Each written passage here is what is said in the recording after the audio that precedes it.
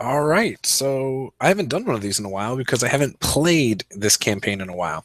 Took some time off because my son was born, and tonight was our first time gaming together in 2 months.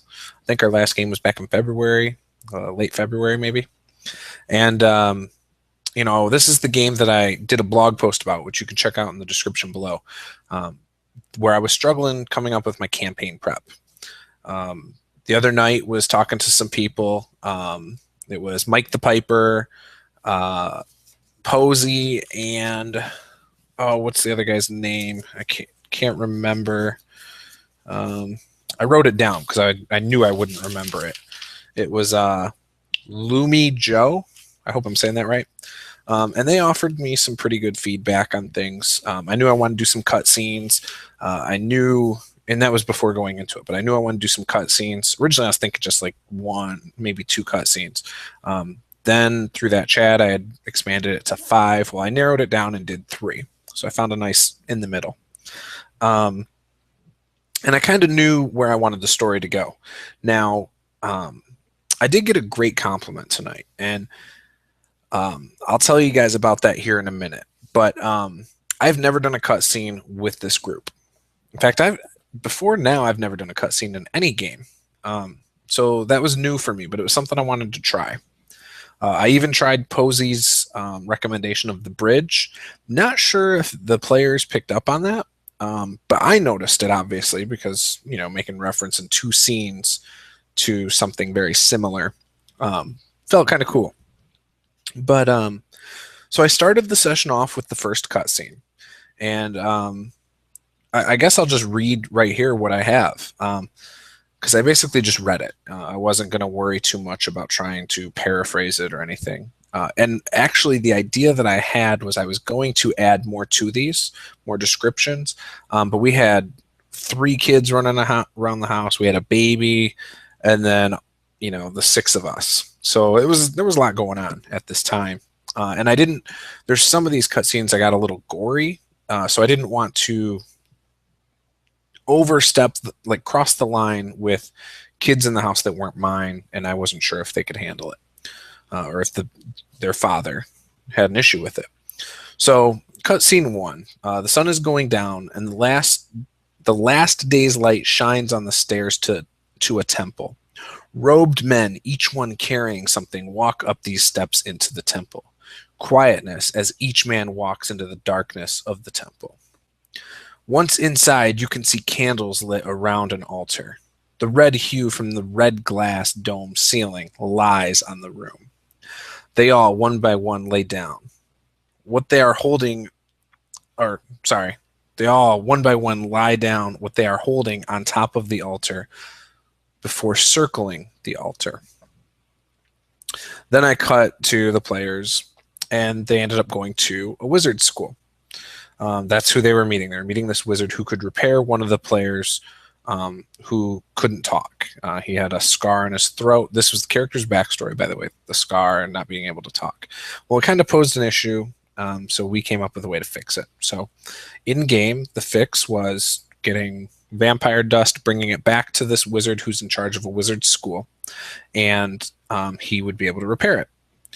They also decided they wanted to get some things identified. These were body parts of a forgotten god. Now, I gave them some. I gave them some on the spot thinking. I had nothing planned. Some on the spot identifications for these things. I just winged it. So they had the eyes, the heart, the lungs, and some feet. And so the eyes, I said, were like they float around basically from a command word, and it gives you +1 on initiative, and you can't be surprised. The lungs would actually make it so any kind of poisonous gas or anything that you breathe in that could be harmful or cause a harmful effect, basically it filters it out for the person who has that item. And you don't have to like have it out; it just can be in your pack. That works all the time. I also for the heart made it. I took the half orc ability where if you drop to 0 hit points, you're automatically at 1. And then the feat I said is advantage on stealth checks. So So those were what I did. And again, you didn't have to wear that. The only one that had any caveat was the eyes with the bonus word. Or the, you know what I mean. The call word or whatever. So anyway, so they did that. So then after that, then I had a shadow attack them, which was actually Posey's idea. I was thinking of using something else, but ended up going with the shadow. And it was a good fight. It hurt a couple of them a little bit. One of the players had some muscle withering going on. So that was cool. That was a fun one. And then afterwards, they found out that, what a shadow does, like how it works. So shadows could be used again in the future because of this.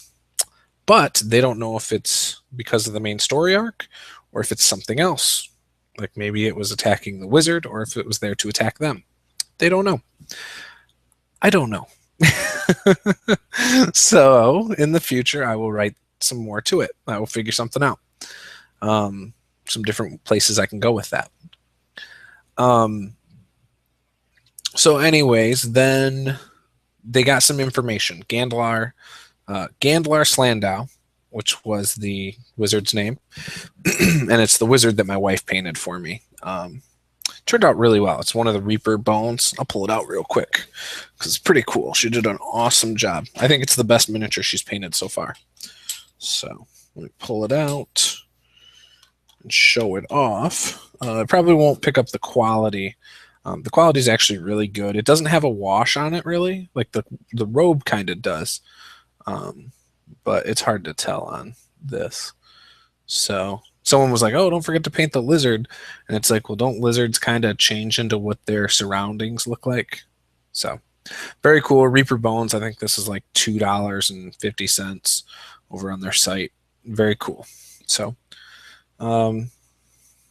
again, I think she did an excellent job. The skull looks awesome. I don't know if you can tell, but I think the skull looks really awesome. Great paint job. But yeah.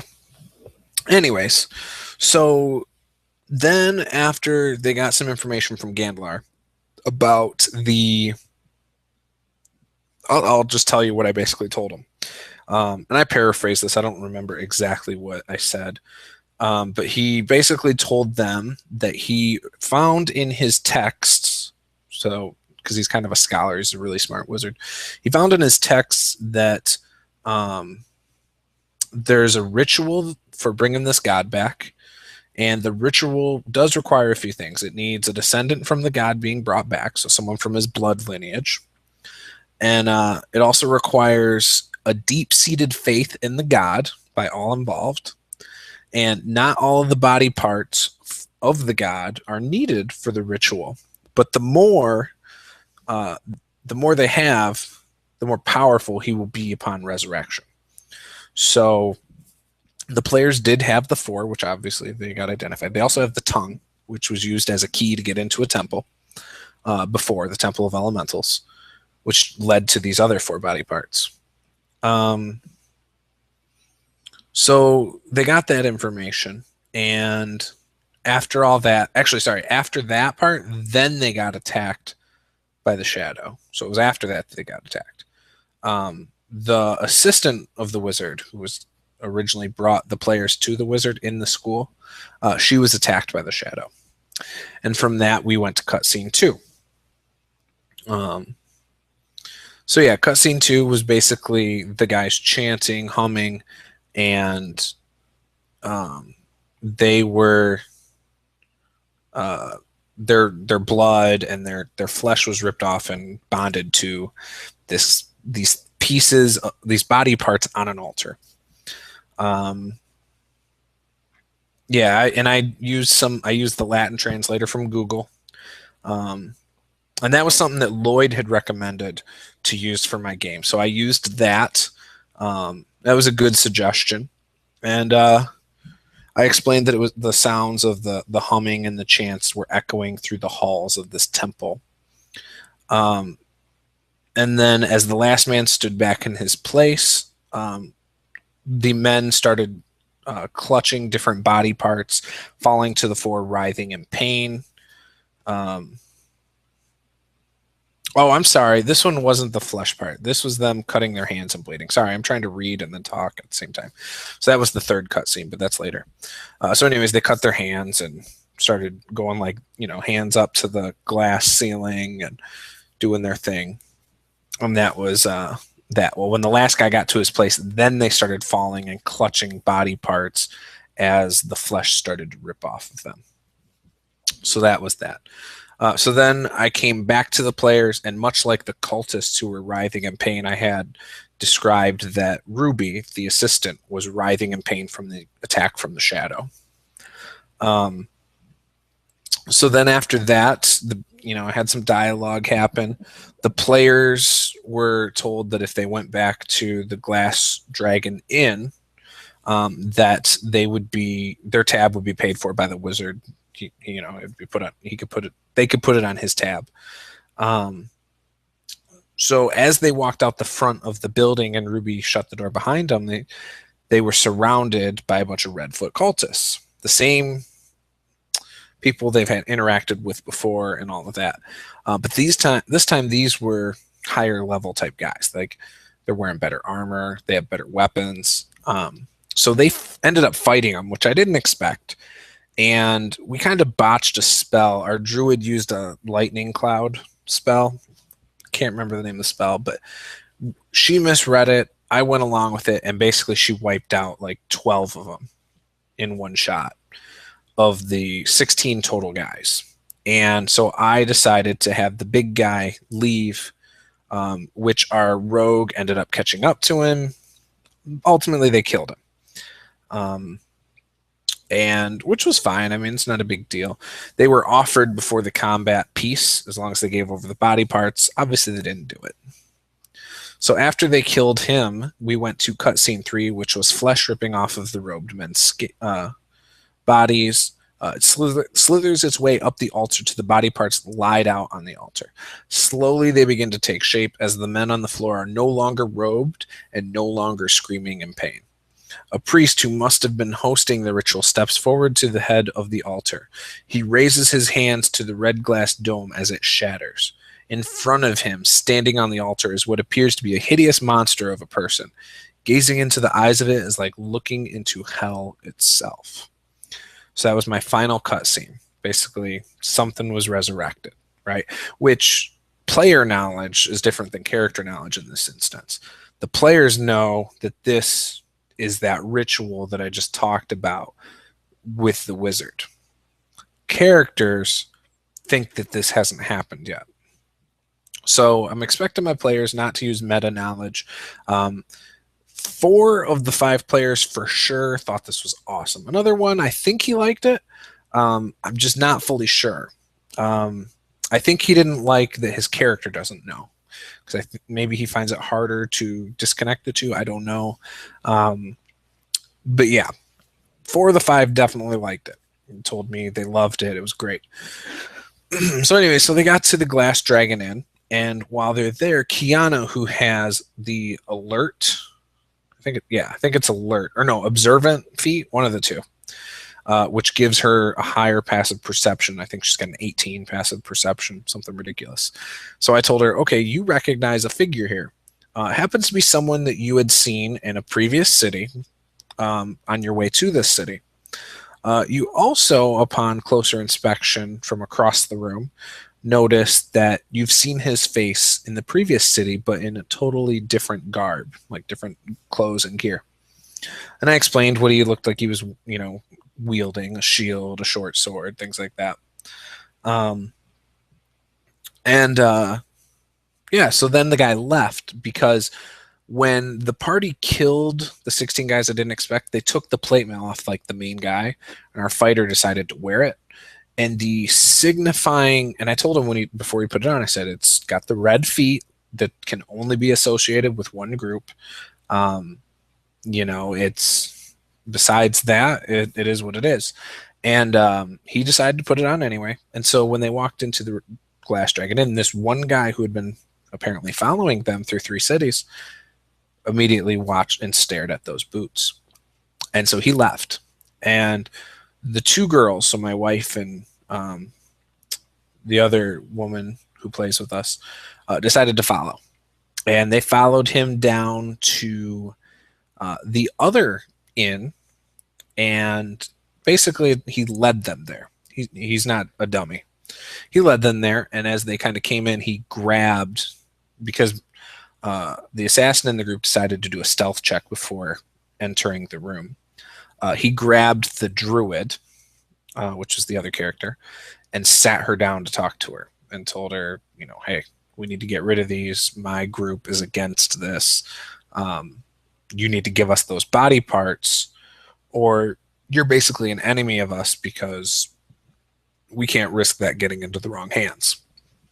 And this faction is called the Crusaders Against Magic. I know it's not very original, but it's what I came up with. And so this scene played out, and we decided to take a break. Nate had to take his boys home before coming back. He only lives like 5 minutes away. So he took his boys home. We took a break, and this is where the huge, for me, a huge compliment came in. I was not in the room. My wife was not in the room.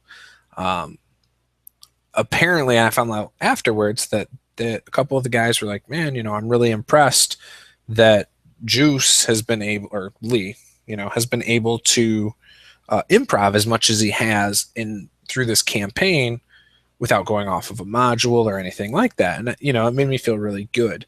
They were talking about how hard it is sometimes to run a game and plan a campaign off the top of your head.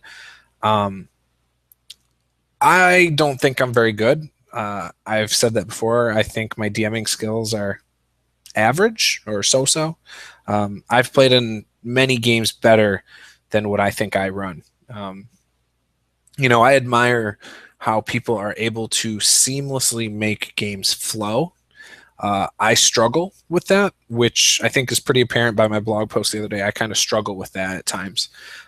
So when I heard that afterwards, you know, that was awesome. And I know there have been times in this campaign where I've kind of let them flounder.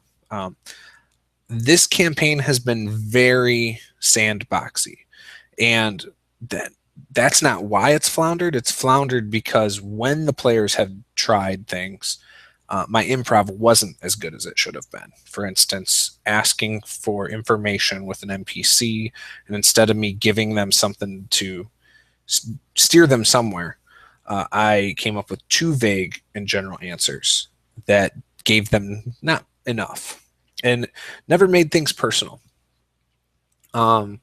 This game tonight, I think the cutscenes added a lot to it, to be honest. Without the cutscenes, I think it would have still been a decent session, but it wouldn't have felt like there was anything behind it. Like, it would have just been like, okay, we got into a fight. Okay, we got into another fight. Okay, we got into another fight. You know what I mean? That's kind of, I think, how it would have felt. But I think the cutscenes added something in the background. So I was really happy with that. So the players, after the break, when I came back, you know, we fast forwarded. I said, okay, you know, you get your vocal cords fixed the next day. It burns when you talk for at least a day. You're not used to it, but you can talk now. And we jumped to, after the girls had that incident with the guy from the Crusaders Against Magic, this is something I took from Mike the Piper, I think. And I threw in a crazy drunk commoner, basically, and played up the whole, oh, you guys don't look like you're from around here. You're hanging out with some odd fellows. You're not better be one of them shifter types, you know, shapeshifters. 'Cause the players know there's doppelgangers they've fought against before. They're part of the Redfoot gang. You know, so I threw this at them, right? And they didn't bite on it at that time, right? So when we were on break, I said, okay, well, I'm just going to tell you guys what you found, because we were getting kind of late, and I wanted to know roughly where they were going to go after our break. And so I told them during the break, I said, okay, here's some leads you got from the tavern. You can overhear this stuff. Boom, boom, boom. I hit them with 3 side quests. And then after a little bit, I was like, oh, yeah. And then also you got that lead for the guy knowing, or supposedly having information where the shifter types are out in this cave. So I threw that in there as like a fourth one, and I think it kind of implied that, hey, I've thrown this at you twice now. So that's what they went to. And plus, after they thought about it and had the time to talk at break, I think they realized, wait, this is what we've been doing anyways. That's what we want to do. Because the second one they wanted to do was go back and check on their house, which was threatened earlier in the session by the Redfoot cult or Redfoot gang.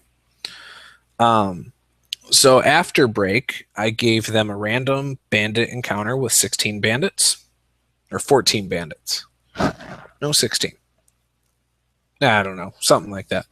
And then I gave them another encounter at the cave with a bunch of guys outside. I gave them a doppelganger, and I gave them like the head honcho guy again in plate. Well, I think I gave him chainmail. I know this guy was in plate as well, but he had a shield and a sword. So his AC was 20. He was pretty beefy strength-wise, and so he was able to hit and do some stuff. And I gave him multi-attack, which typically they don't have multi-attack, what I used as my template, but I threw that on there just to make them a little bit tougher, because it's like, I feel like they're at a point, they're at 5th and 6th level, or one of the players is at 4th level, the rest are at 5th level. And so they're at a point where they pretty much are wiping stuff out. My fighter in the party is wearing plate mail and a great sword. So he has an AC of 18. He also has the feat for damage reduction, and he has another feat, which I don't remember what it is. The Druid, she uses her spells actually fairly effectively, which isn't, I've seen a lot of people play 5th edition, and they don't always use their area of effect spells effectively, you know. So she actually does a really good job. It was funny because a couple of the players tonight were like, yeah, we probably could handle these tactically better. And I'm thinking to myself, you guys do pretty good against large numbers. In fact, of all the gaming groups I play with, this group wipes through anything. And my other groups, whether it's encounters or my family game, doesn't always wipe through things. My family game does too a little bit, but they have a couple tanks in the group, which I think tanks are very effective unless you use certain things against them. But yeah, so they pretty much wiped through it. The Druid did drop at one point. However, she never changed her animal shape. So I don't feel like I made the encounter too powerful for it. In fact, I know I didn't, because they won. They beat it. You know, and two of the players sit close enough, they could see all my dice rolls. So it's not like I had to fudge anything, or, you know, I mean, I don't really do that anyway. So I'm always tempted when people argue with me. I hate when people argue with the rules on me, or with me on the rules. My wife does it, and it's like, when she does it, I feel the need to like be firm, like more firm, because I don't want to show favoritism. But yeah, you know, whatever. It wasn't that bad, actually. I had fun. But yeah, there was like a point where she rolled a critical fail, and she was like 10 feet away from Nate's character. And I was like, all right, roll damage. And she's like, no, I'm going to use lucky. And I was like, well, you can't do that. I already told you failed. Like, but anyways, it doesn't matter. And ultimately, Nate took damage. So, but Nate's character never dropped. The Druid character dropped, and our Ranger dropped. They both ended up being revived. In fact, a healing potion on the Ranger brought him back, and then we forgot that she had that heart, which gave her that half orc ability where if she hits 0 hit points, she's really at 1. We forgot about that with her, so we retconned it a little bit and let her stand up at 1 hit point. But yeah, they won the battle, and they rescued all of the people that had been kidnapped that they originally did not know were doppelgangers when they were interacting with them. So there were doppelgangers in Pine Run, one of my cities, that had captured and replaced certain people in the town. The players never knew that the elders had been replaced, okay, with doppelgangers. They did at one point figure out that the head militia guy, the guy in charge of it all, and his wolf were doppelgangers because they followed him into the woods one night when they were hanging out at their house and decided to do a fire watch, or that's a military term, but decided to stay up and do a watch, you know, to make sure they were safe, not broken into and stuff like that.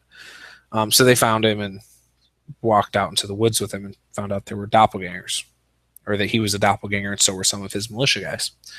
So anyway, so they rescued this cave, had Hunter Dark, his wolf, and 7 of the elders, all as doppelgangers. And so they rescued him. And then that's where the session left off. Next session, they want to go back to Pine Run, which is 2 cities over. It's a few days. Now, they do have horses for them. They do have a wagon that they got from the bandits that's full of food, so they can feed these people. Yeah, so it shouldn't be too hard to actually get these 8 people and a wolf on the wagon and back to Pine Run. The interesting thing is they don't know what is going to be waiting for them. They don't know if their house that they just spent like 700 gold on or whatever is going to still be there. They don't know if it's going to be overrun by doppelgangers or a you know, they don't know anything. And I'm looking forward to the next session. They liked the cutscenes. I'll probably try to use at least 1 a game now, maybe 2 at times, depending on if there's some information I want to give them without risking them destroying it. Because my players have a tendency to kill everything that moves, and I underestimate how powerful they are. So I do think they're interested in doing more dungeon crawls, a little more hack and slash, and so that is something that might happen a little more in the future. But yeah, next game they're going back to Pine Run. So yeah, I think that's a pretty good rundown of what happened. They fought a lot of guys. They fought 40, 50 guys almost today. You know, they got their items identified. They picked up 1 set of plate mail. They sold the other set of plate mail. Now, they are going to get the 1 set of plate mail modified and fixed and adjusted so it no longer looks like it's Redfoot Cult armor. He does have a robe that he can wear over it, but obviously his boots are bright red. So we will be adjusting that. And I think that's about it. If you want to hear more, I've done a couple recaps before. I haven't done one probably in a couple sessions, though. So this is you probably missed out on a couple sessions. This is my first one in a few. So, and obviously this is my first time doing one at all in a few months. So I'm looking forward to playing again. I think we're going to play again in June sometime. I don't know when, because, you know, we're all pretty busy people and have our own things, families. One couple has a wedding coming up. So there's a lot going on. So June looks like the next time I'm going to play this. I will do a recap of those sessions as well. And yeah, love the group, having a blast, and I'm looking forward to playing with them again. So yeah, be sure to like, comment, subscribe, and I will see you guys next time. Bye.